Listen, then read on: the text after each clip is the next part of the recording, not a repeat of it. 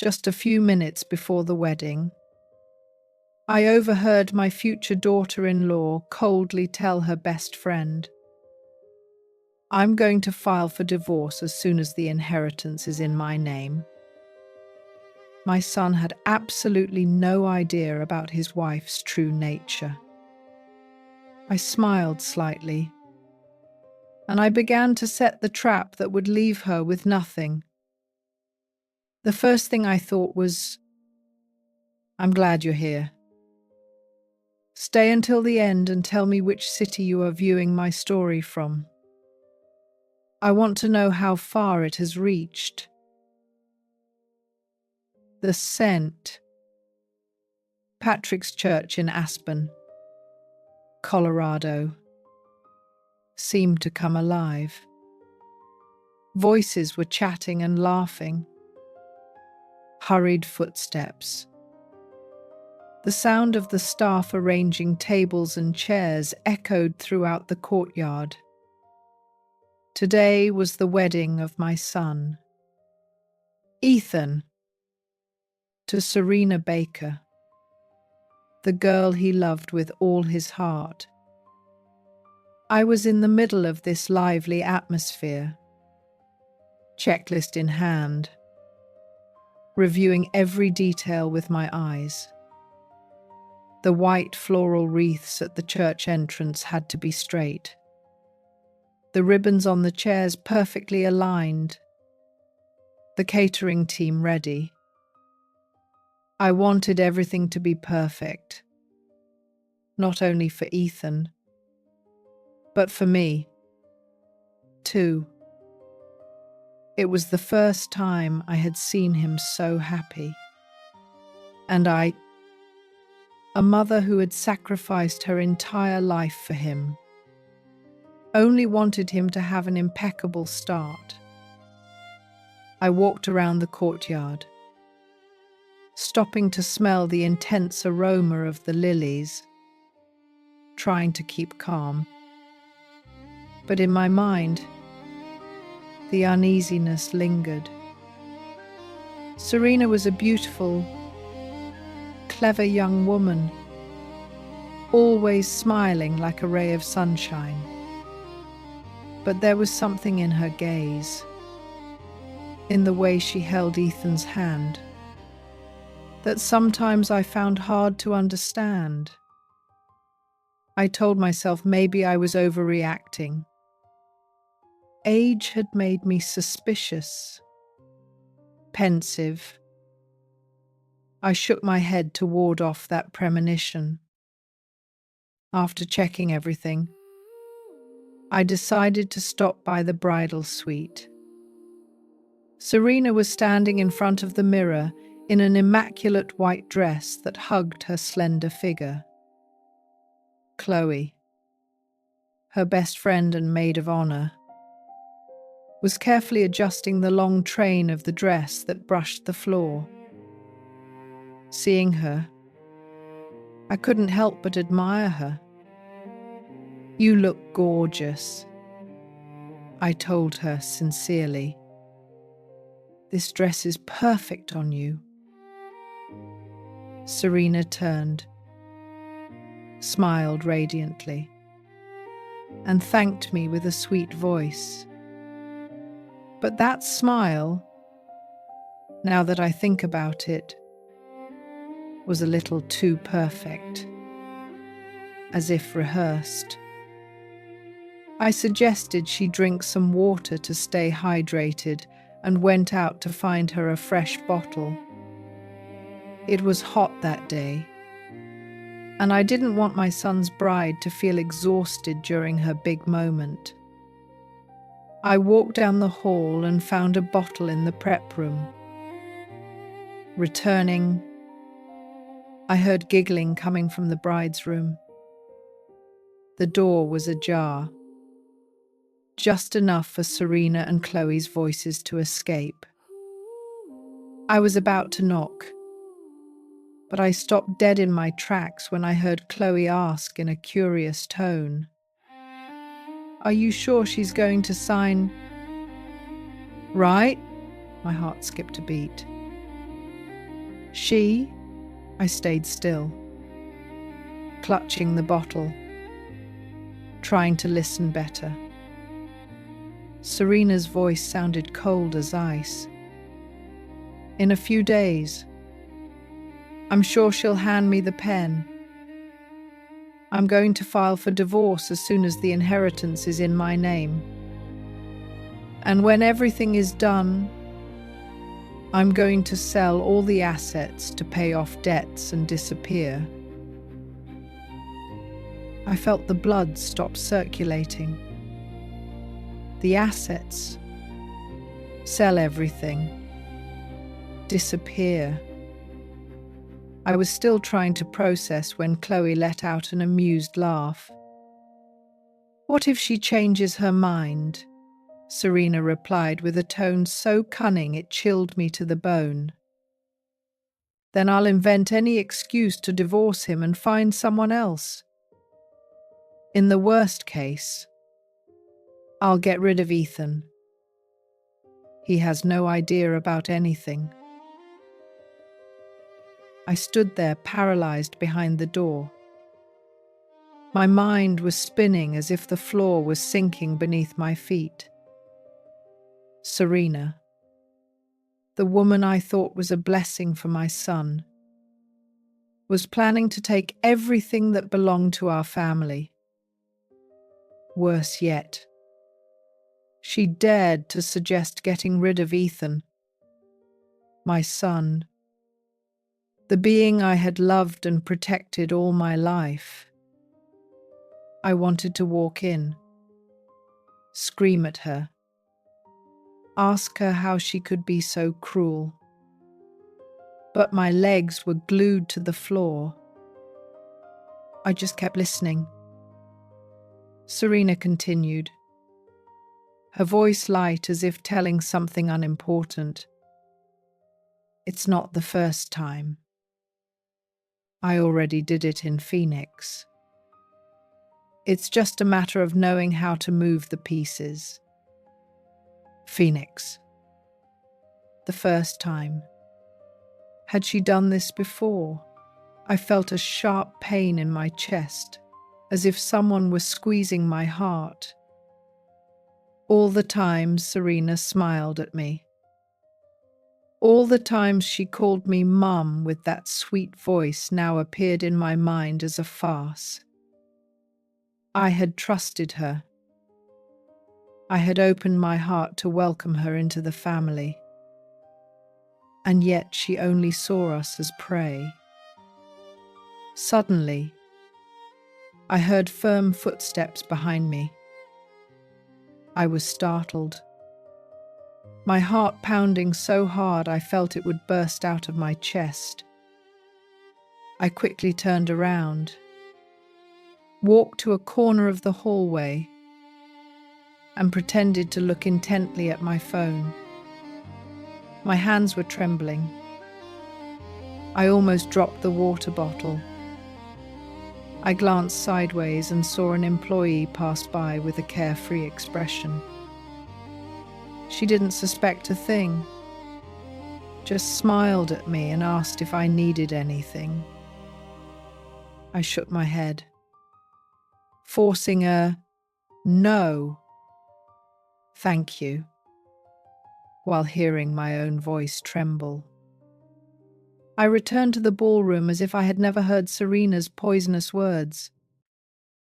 But in my mind, every phrase of hers repeated itself again and again, like a knife cutting my heart. How could I remain calm knowing that my future daughter-in-law planned to take everything from me and even harm my son? The ceremony began. I stood next to William, my husband, in St. Patrick's Church. The light filtering through the stained glass windows fell upon Serena, giving her a sweet, almost saintly air. She walked arm in arm with Ethan with a radiant smile like the sunrise and bright eyes fixed on my son. as if the whole world belonged only to the two of them. Seeing the scene, my heart sank. If I hadn't heard the conversation earlier, maybe I would have cried with emotion for my son. But now, every gesture from Serena, every smile, gave me the chills. She acted too well, like a puppet moved by invisible hands. I squeezed William's hand harder, trying not to let him notice I was trembling with rage. The wedding proceeded solemnly. The priest pronounced the blessing, his voice echoing between the ancient stone walls. When Ethan and Serena exchanged rings, applause filled the church. I applauded too, but I felt an enormous weight in my chest. I looked at Ethan, smiling happily, without the slightest suspicion. I wanted to scream. I wanted to pull him away from her, but I couldn't. Not now. I needed time and proof to show who Serena really was. After the ceremony, everyone went out to the door, adorned with flowers, to take photos. I stayed next to William, smiling forcibly for the camera, while relatives from both sides praised me for how well everything had turned out. Eleanor, it was gorgeous, a cousin told me, patting me on the shoulder. I felt grateful, but I didn't take my eyes off Serena. She was standing apart, whispering something to an unknown man in a grey suit. He was tall, thin, with salt and pepper hair and a cold gaze. They spoke quickly, and then Serena looked at me. I saw a flash of nervousness in her eyes before she hid it with a smile. I felt a jolt in my chest. Who was that man? What did he have to do with Serena's plan? A few minutes later, that man approached me. Hello. Mrs. Eleanor, he said with a grave and courteous voice, accompanied by a slight smile. I nodded in response, trying to remain natural, but my mind was racing. I didn't remember seeing him before. Could he be a guest from the bride's family or a friend of Serena's? I wanted to ask. But immediately the next group of photos called me, and Serena came back right away.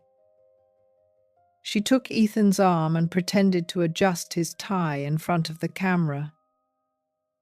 That gesture seen from afar seemed so tender, so full of love, but I knew it was nothing more than an act.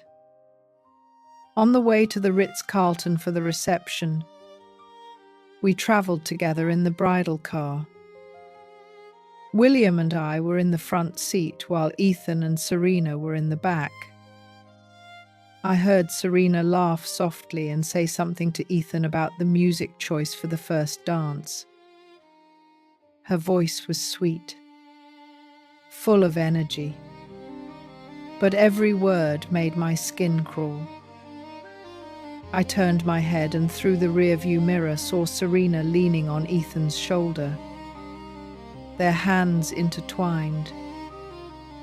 I wanted to scream, tell my son that she didn't deserve him, that she was deceiving him, but I stayed silent, squeezing William's hand, who continued to chat cheerfully with the driver about the first days of our marriage. The reception hall at the Ritz-Carlton was more majestic than I had imagined.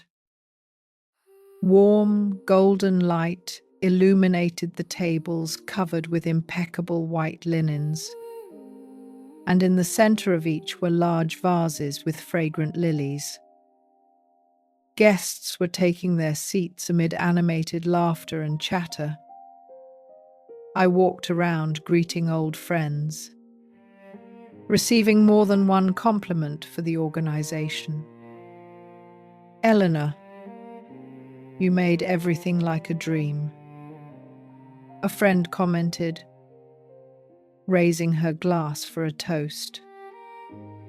I smiled and thanked her, but inside I felt heavy. If they knew what I had just overheard, would they still be enjoying themselves like this, passing by the cocktail bar?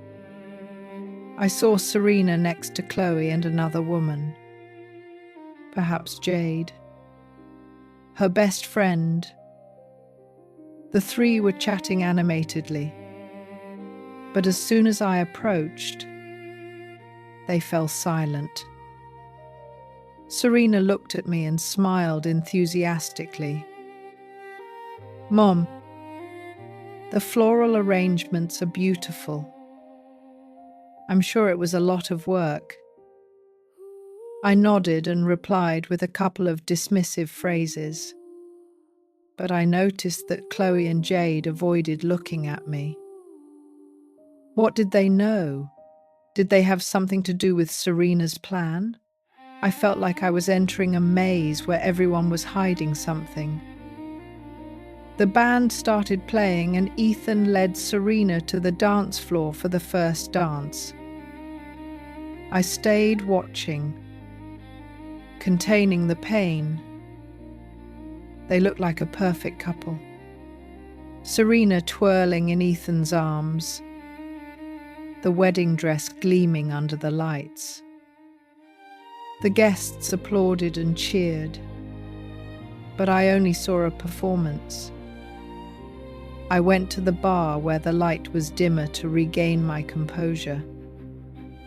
There, again, I saw the man in the grey suit. He was alone with a glass of wine in his hand, looking towards the dance floor. I was about to approach him, but he just twisted a slight smile, put down the still, full glass, and turned to leave. That gesture chilled my blood. What did he mean to tell me? I returned to the table and sat next to Clara, my youngest daughter. She was in her final year of law school, smarter and more perceptive than anyone else in the family. Clara leaned towards me and whispered, "Mum, I've noticed that Chloe and Jade keep looking at you since the party started. They don't seem very comfortable." I nodded without saying anything, but I felt another piece of the puzzle fitting into place. Clara always detected the strange things. Maybe she had noticed something, too. When the MC announced it was time to cut the cake, I glanced sideways at Serena. She was checking her phone under the table very quickly, as if she didn't want anyone to see her. The screen light illuminated a phrase, "Only a few days left." I felt my heart tighten again. A few days for what? To get my signature? To sell all my family's properties? Serena put away her phone, took Ethan's hand, and went up to the stage to cut the cake. She was smiling radiantly, hand in hand with my son, amid everyone's cheers. I watched the scene, but I no longer felt joy. only suspicion, pain, and a determination that was growing inside me remained. I stayed silent, watching, memorizing every little detail from the morning. The man in the grey suit, Serena's restless gaze, the discomfort of Chloe and Jade, the mysterious message. Everything seemed like pieces of a puzzle that I still couldn't understand. But I knew I had to discover the truth. The morning after the wedding, the atmosphere at the Ritz-Carlton still retained some of the euphoria of the day before. But for me, everything had changed. I went down to the lobby with a bundle of documents to review the payment for the rooms of the guests who had stayed. The aroma of morning coffee drifted from the reception, but my mood didn't relax. Serena's words from last night kept swirling in my head like a nightmare that wouldn't dissipate. I repeated to myself that I had to remain calm, that I had to find a way to protect Ethan. But every step I took felt heavy, as if I were carrying all the pain and distrust. At the reception, I ran into Chloe, maid of honor and close friend of Serena. She was handing over her room key, her face tired, dark circles under her eyes, and without the slightest trace of joy from someone who had just attended a high-profile wedding. I observed her, trying to read if there was anything unusual. Chloe didn't look at me. She just lowered her head and tangled her fingers in her purse strap. I approached and smiled softly. "Chloe, will you sit with me for a moment? Have a coffee to clear your head?" She looked up a little surprised and nodded reluctantly. We sat in a corner of the lounge where soft light came in through the window. I ordered 2 cups of coffee, trying to make my voice sound as natural as possible. "Did you have a good time yesterday? At a wedding like that? You must be exhausted." "Right?" I asked, not taking my eyes off her face. Chloe took a sip and replied dryly, "Yes. Very good. Everything was very nice." Her tone was dry, her gaze evasive, as if she feared I would discover something. I leaned in a little toward her and lowered my voice. "I saw a man in a grey suit yesterday. It seemed strange to me. Do you know him? Is he a friend of Serena's?" Chloe was startled. Her hand trembled and the coffee sloshed in the cup. "No. I don't know him. He must be a guest from the bride's side." She answered quickly and immediately stood up. "Excuse me. I have to go get my things." I nodded with a smile, but deep down I knew she was hiding something. When Chloe left, I looked towards the lobby door just in time to see Jade appear. She was wearing a light blue dress, her hair pulled back. But as soon as our eyes met, she turned around and left quickly. That gesture was too obvious, as if she feared I would confront her. I made the excuse that I had to answer a call and got up, although I really wanted to observe. From a corner of the lobby, I saw Chloe head directly towards Jade in the outer courtyard. Their faces were tense as they whispered something. I couldn't hear, but my instinct told me they were worried and that I was the reason. I went out to the courtyard and took a deep breath of the fresh aspen air.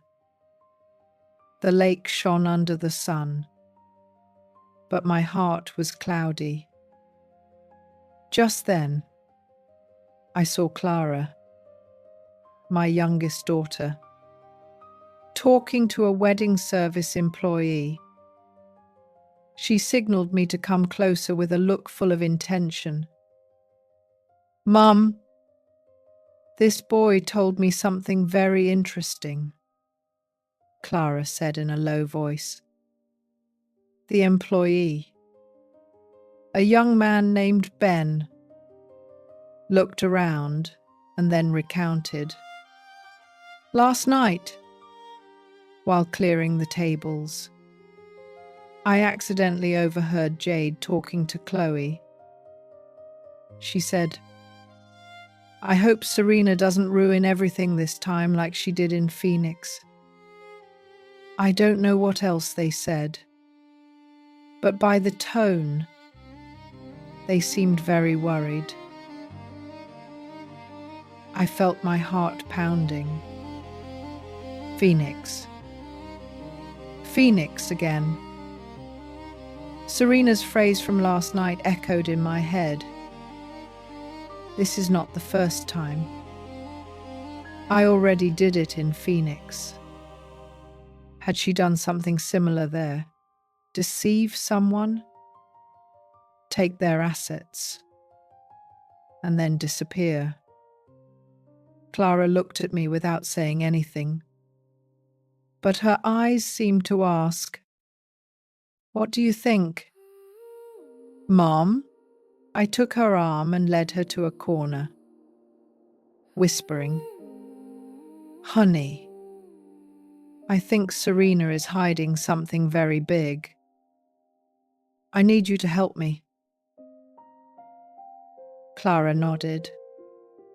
Her eyes lit up like a warrior, ready for battle. She had always been perceptive, always able to see beyond the obvious. I felt a little relieved, but at the same time, the fear inside me grew. If Serena was as dangerous as I suspected, Ethan, my son, was at risk. At noon, the family gathered to eat at a small restaurant by the lake in Aspen. The aroma of grilled fish and sauce was delicious, but I couldn't swallow anything. Serena was sitting opposite, diligently pouring wine for William and praising the place I had chosen. "Mum, this restaurant is perfect.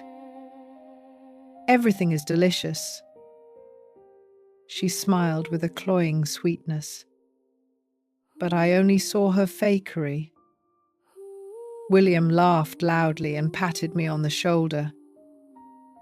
"Eleanor, see, we have a daughter-in-law who knows how to appreciate things." I nodded, forcing a smile, but inside I felt as if I had thorns. Every gesture of Serena's now aroused my distrust. When dessert was served, I saw Serena glance at her phone. She unlocked it quickly, read something, and immediately turned the screen away as if she didn't want anyone to see it. Ethan, sitting next to her, asked curiously, "Who texted you that you're smiling like that?" Serena replied immediately with a soft voice. "Oh, just a friend from far away congratulating us." But I didn't believe her. Her smile, the hurried way she put away her phone. Everything seemed suspicious to me. I wanted to snatch the phone from her and read that message. But I restrained myself. I had to stay calm and gather more evidence. Returning to the hotel, as I crossed the hallway, I ran into Jade. She smiled and wished me good night with a sweet tone as if nothing were wrong. But passing by me, I heard her murmur in a low voice, but loud enough for me to hear, "You won't be able to stop it." I froze, feeling a chill run down my spine. What did Jade know? Was she talking about me or Serena's plan? I wanted to call her and demand an explanation, but I knew doing so would only reveal my suspicions prematurely. I had to be patient, even if it was harder than I thought. That night, when the hotel lights dimmed, I called Clara to my room. With the door closed, I told her everything from the conversation between Serena and Chloe to the man in the grey suit and Jade's murmur. Clara remained silent, listening while taking quick notes in a notebook. "Mum, I'm going to start investigating Serena," she said with a firm voice. "Her finances, her past, anything to do with her. I'll ask my friends from college. Those who study law always have ways to find information." I looked at her with a mix of pride and sadness. Clara was barely over 20 years old. She should be enjoying her youth, not involved in all this. But I knew I needed her. "Thank you. Honey," I said with a choked voice. "I just want to protect your brother. Protect our family." Clara took my hand with a firm gaze. "Mom, I won't let her hurt Ethan. I promise you." I nodded, holding back tears. But inside, I was afraid. Afraid that Serena was not just a scam artist, but a bigger threat than I thought. Afraid of not arriving in time to protect my son. I hugged Clara and whispered, "Be careful, honey. I don't want to lose both of you." She nodded. But I knew we were both entering a battle without yet knowing who the real enemy was. 2 days after the wedding, I was sitting in a small coffee shop near Clara's university, my heart restless like someone on the edge of a cliff. The place was small, smelling of freshly roasted coffee, but I couldn't enjoy it. Clara entered with a thick folder in her hand and a more serious expression than ever. "Mom, I found some things," she said, placing the pile of papers on the table in a low tone as if she feared someone would hear. I looked at her, feeling my heart pound hard. What I was about to hear could change everything, and I didn't know if I was ready. Clara opened the folder and pointed to each line printed in black and white. "Serena owes more than $600,000, Mom. She has 3 loans with private lenders and 2 with individuals. One of them is Marcus, the man in the grey suit who was at the wedding. I took a deep breath, trying to keep calm. Marcus, the man with the cold smile and the sharp gaze. He was part of Serena's plan. And now he had a name. But what Clara said next chilled my blood. I also found information about Phoenix. Serena almost married a businessman from there. But the wedding was cancelled only 3 days before. The groom's family didn't say anything, but it's rumoured that they lost a large amount of money from the company. No one could prove that Serena was involved. But think about it, Mom. Too much of a coincidence, don't you think? I turned the pages with trembling hands. There was a loan in the name of Serena's mother, Mrs. Lopez, but the guarantor was Serena herself. It wasn't a small amount of money, and the deadline to pay it was about to expire. I looked at Clara with a choked voice. This girl. She's not just deceiving Ethan. She's done this before, hasn't she? Clara nodded with a firm but worried look. I'm going to keep investigating. Mom, I have friends in Phoenix. They can find out more. But, Mom, I think we should be careful. Serena is not acting alone. I nodded, feeling a stone in my chest.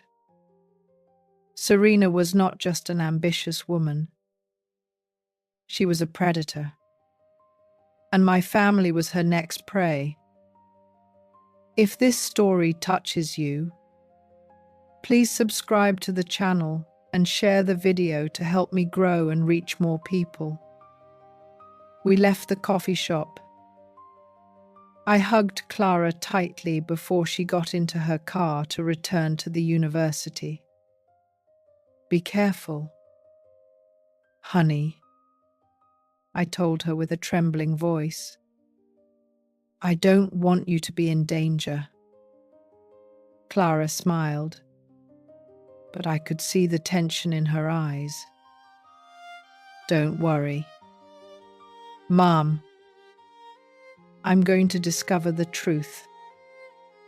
I watched her drive away, and I stood on the sidewalk, feeling a loneliness I had never experienced before. I had lived for more than half a century. I had faced many difficulties to build this family, but I had never felt as helpless as at that moment. In the afternoon, I returned home with a heavy heart. Ethan was sitting in the living room reading the newspaper. I asked him, "Where is Serena?" "Son." He looked up and smiled slightly. "She went out with Chloe. They probably went shopping." I nodded. But suspicion was already starting to grow in my head. Chloe, the friend who always avoided looking me in the eye. What were they doing? I made the excuse to go to the grocery store to buy ingredients for dinner. But I really wanted to breathe. I wanted to clear my mind. In the parking lot near the market, I suddenly saw Serena and Chloe next to a black SUV. Next to them was Marcus, the man in the grey suit. He handed Serena a thick white envelope, his gaze alert. Looking around, Serena took the envelope, quickly put it in her purse, and the three separated as if they feared being discovered. I turned the car around immediately, my heart pounding hard. What was in that envelope? Money, documents, or something more dangerous? I drove down another street so they wouldn't see me. But inside I knew I had just witnessed another piece of the plan. That night, the whole family gathered for dinner. Serena was cheerful, talking and laughing. Today, I met a friend who works in investments. He told me there is a very promising opportunity, she commented, her eyes shining as if sharing great news. William nodded in approval. Very good. Serena, you are very active. Ethan chose his wife well.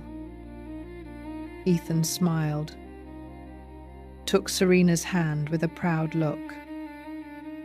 I watched the scene, but I couldn't swallow the food. Investment opportunity. I knew it was just an excuse. Another part of her plan. I remained silent, pretending to eat, but a plan was starting to form in my head.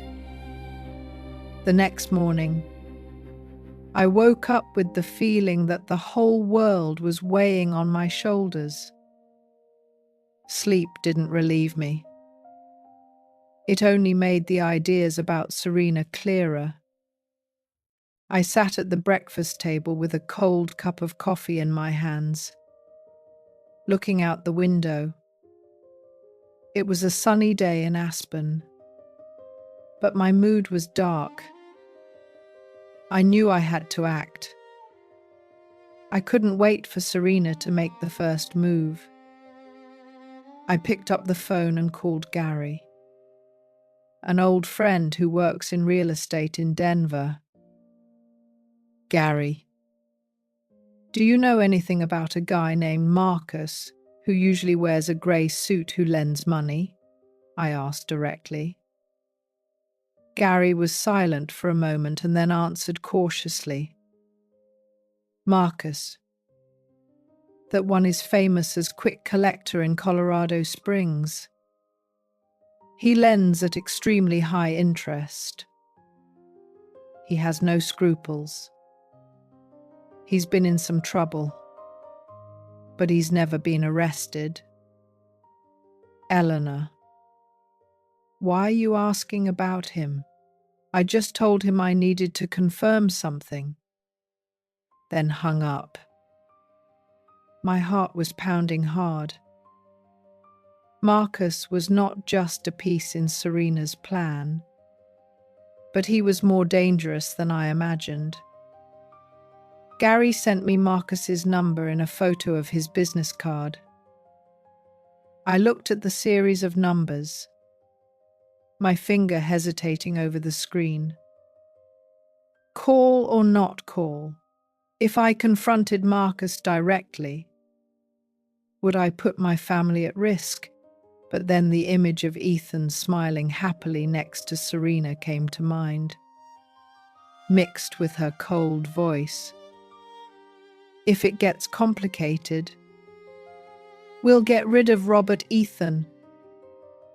I squeezed the phone tightly, took a deep breath, and dialed. Hello, Mr. Marcus, I said when his grave voice answered. This is Eleanor, Ethan's mother. I want to see you today at the coffee shop on Elm Street in Colorado Springs. Does 3:0 inches the afternoon work for you? He was silent for a second and then replied calmly, That's fine. Mrs. Eleanor, I'll be there. At 3:00 the afternoon, I entered the small coffee shop on Elm Street. The intense aroma of coffee and the soft guitar music couldn't calm the storm inside me. Marcus arrived punctually in a white shirt and a black leather briefcase in his hand. He was tall, thin, with salt and pepper hair and a gaze as sharp as a knife. We sat in a secluded corner and ordered 2 black coffees. I didn't want to prolong it. I went straight to the point. You are collecting a debt from Serena Baker, right? Marcus frowned a little and then smiled reluctantly, as if he already knew what I was going to ask. I thought you didn't care, he said with a grave voice. But yes, she owes me a large amount, and the final deadline is this weekend. On the day of the wedding, I approached her to greet her on purpose to scare her. His words chilled me, so his action that day hadn't been casual. He was playing some kind of game, and Serena was part of it. I looked him straight in the eye and told him firmly, I have a deal. I will help you recover your money, but you must keep the pressure on Serena at a moderate level, just enough to make her nervous, but without touching her. Marcus crossed his arms, tilted his head, and observed me intently. And why do you need me to do that? He asked curiously. I replied, trying to keep my voice serene. I need her to make a mistake on her own. When I have enough proof, I will pay you the rest of the debt. Marcus remained silent, looking at me as if evaluating whether he could trust me. Then he nodded. Agreed. I accept. But Mrs. Eleanor, I don't like to wait long. Before leaving the coffee shop, Marcus added something that left me cold. You know, I had planned to do business with your husband, William, a big real estate project in Colorado Springs. But Serena got involved. She offered him a loan opportunity with high interest. After that, he withdrew from my plan. I suppose you didn't know this. I felt the blood rush to my head. William, my husband. Had Serena already approached William before? And I had no idea. I didn't answer. I just picked up the business card Marcus left on the table, my hand trembling. Thank you for coming, I said dryly, and got up to leave. But inside, I felt torn in two. Not just Ethan, but William, too, had been manipulated by Serena. I had trusted her. I had welcomed her into my family, and yet she had been stabbing us in the back for some time. Arriving home, I found Clara waiting in the living room. She had come to visit me, but I knew she was also worried like me. I took her to my room, locked the door, and told her everything from the meeting with Marcus to what he revealed to me about William. Clara listened with wide eyes and then nodded. "Mom, she is more dangerous than we think. I'm going to prepare a recording kit and small cameras just in case. If Serena acts, we must have proof." I looked at her, feeling both pride and sadness. Clara was still young. She should be worried about her studies and her friends. Not involved in this. Be careful. "Honey," I said with a choked voice. "I don't want you to get involved." Clara took my hand and smiled. "Mom, I'm your daughter. I won't let her win." Sitting in the room, I looked out the window as the sunset covered Aspen with a soft orange hue. But my heart was not calm. I thought about William, the man with whom I had overcome so many difficulties to build this hotel. He might be naive, trusting, but why didn't he tell me about that loan? Was he hiding something else from me? And Ethan, my son, was still blindly in love with Serena without imagining that she planned to destroy our family. I covered my face with my hands, feeling helplessness invade me. I've lived for more than 60 years. I've faced many trials, but I've never felt as defenseless as now. I just want to protect my family. But every step I take is like treading on a minefield. That afternoon, soft golden light covered the living room of my house where the whole family was gathered. I was sitting in the old armchair, my hands tightly clasped, trying to keep my voice as calm as possible. William was in front of me, skimming the newspaper as he did every day, while Ethan and Serena sat together on the sofa, their hands clasped and Ethan's gaze full of love for his wife. I took a deep breath and spoke in a measured tone as if I were just making random conversation. "I think it's time for me to rest a little. I'm getting old and this hotel needs someone younger to manage it. Ethan, how about I transfer a part of the administration to you?"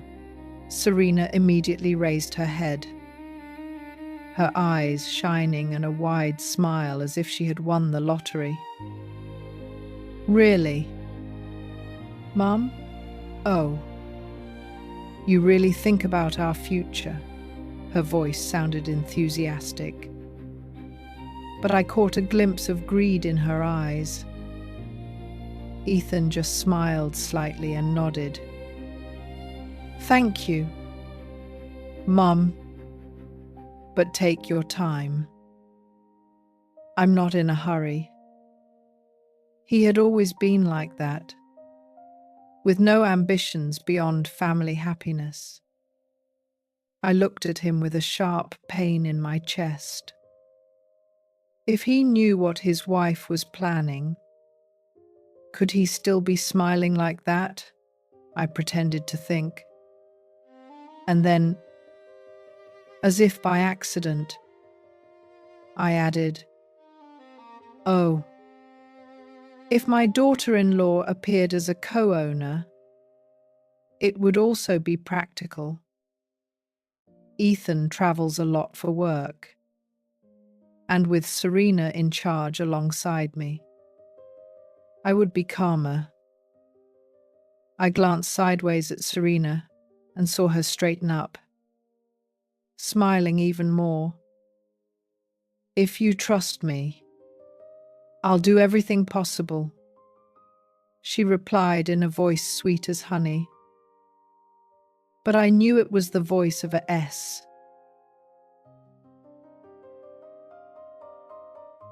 What time? I asked. At 11, 0 inches the morning. At the notary office on Main Street. Number 33, Jason's cousin's notary office. All right, I said. I'll be there. Chloe smiled. That triumphant smile I knew so well. Thanks, mother-in-law. I knew we could count on you. You're the best. Oui.